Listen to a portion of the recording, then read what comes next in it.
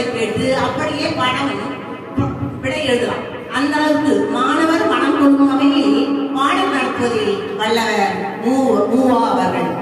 அடுத்து பரதிமார் கலைஞர் சூரிய நாராயண சாஸ்திரி என்பதை தமிழ் மீது கொண்ட பற்றால் தன் பெயரை பரதிமார் கலைஞர் என்று மாற்றிக்கொண்டார். அவர்தான் தமிழுக்கு மிக சிறப்பு செய்தவர்.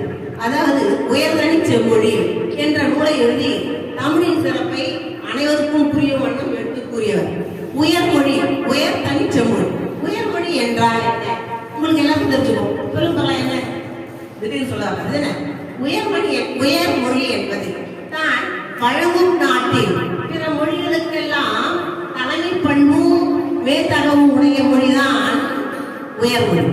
இங்கே தென்னகத்தில் தெலுங்கு, மலையாளம், கன்னடம் ஆகிய மொழிகளுக்கெல்லாம் தலைமை பண்பும் மேன்மை பண்பும் உடைய மொழி தமிழ் மொழி. எனவே இது உயர்மொழி என்பது பொருள், கால பொருள். தனிமொழி தான் வழங்கும் நாட்டில் பிற மொழிகளுக்கு கடன் கொடுத்த சொற்கள் மிகுதியாகவும் கடன் பெற்ற சொற்கள் குறைவாகவும் இருக்கும் மொழி. அந்த வகையில் தமிழானது தன் சொற்களை மிகுதியாக பிற மொழிகளுக்கு வழங்கியுள்ளது. எடுத்துக்காட்டுக்கு தெலுங்கில் உள்ள இல் தமிழிலிருந்து சென்ற வார்த்தை. அங்காடி, அங்கிட்டி என்று சொல்வார்கள்.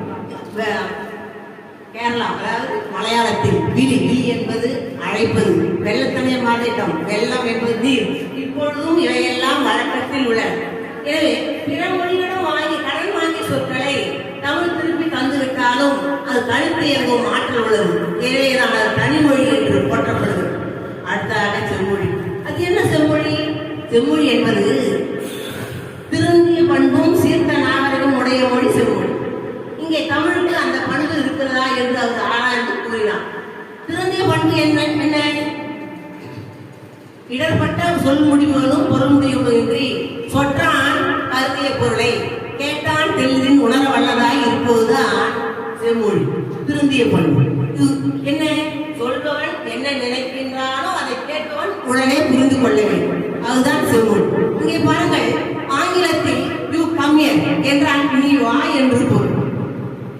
யூ பீப்புள் கம் ஹியர் என்றால் நீங்கள் அனைவரும் வாருங்கள் என்று பொருள்.